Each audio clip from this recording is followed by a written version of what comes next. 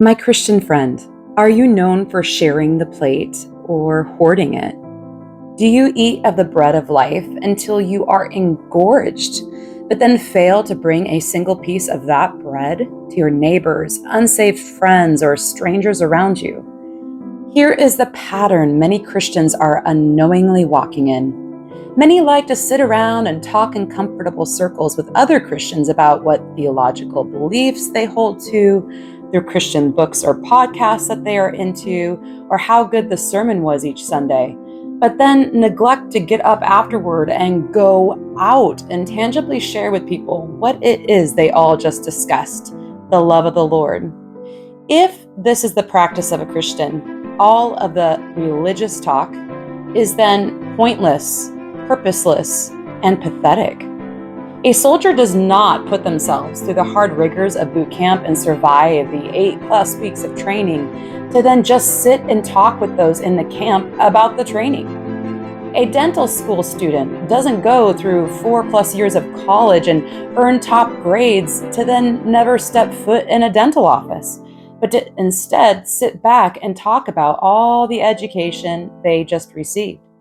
Remember, friends, the gospel was not given to merely entertain us by giving us something to divide up and discuss the various contexts of. It wasn't given to us to enable us to be comfy sitters and refuse to be bold sharers. We are to make our feet ready to bring to everyone around us that very same gospel of peace that we all love discussing and studying as devoted Christians. Ephesians 6:15. The gospel was given to us in a simple form that enables even the most recently redeemed to be already equipped to go out and make disciples, thus sharing of the bread of life. If you have been enjoying discussions lately with other Christians on theology and doctrine, but have not been initiating joy-filled discussions with the unsaved at your local grocery store, coffee shops, playgrounds, at work, etc., about the amazing love of Jesus and his offer of salvation, then you are hoarding the plate and fattening yourself up on holy pounds. Those pounds don't help anyone but yourself. Don't be afraid to get dirty. Don't be afraid to reach the ashamed, the smelly, the messy, the broken. For this is but a picture of what our own souls looked like and smelled like in God's eyes before finding Christ. Have we forgotten who we used to be?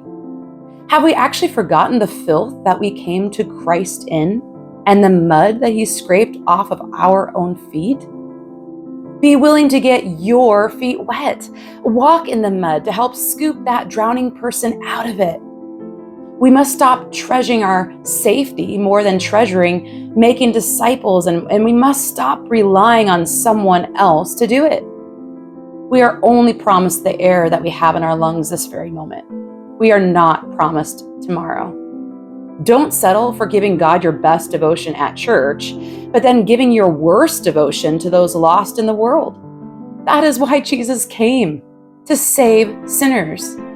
The trait of a disciple who pleases Christ is someone who makes it their constant goal to be a workman of Christ, not merely a talker about Christ.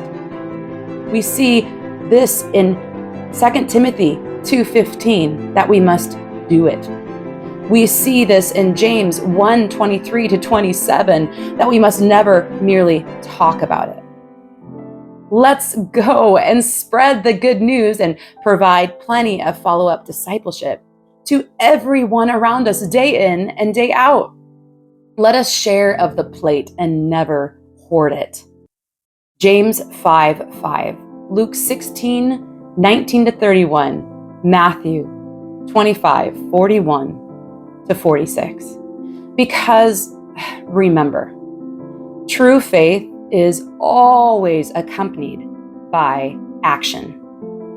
Abraham was called, but he had to pick up and actually go.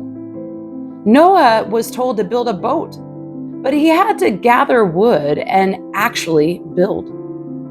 Moses was told to go back to Egypt and face Pharaoh, but he had to obediently leave his new home of 40 years and do it. Joshua was told that they would conquer Jericho, but they had to obediently march around it. Rahab was promised her life would be spared, but she had to actually hide the spies and tie the cord outside her window in order for this to happen. We, as beneficiaries of their most holy faith, must do likewise. For saving faith has never been about mere talk. Saving faith has never been something we just accept and confess one day and then never act on or fail to live in. It has always been hand in hand, faith in action. James 1:22-27. It is impossible to separate true saving faith from deeds done in that faith.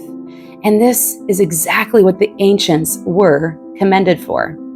In light of all this, let's never fail to share of the great plate of salvation and give freely of the bread of life to those around us. Let's go.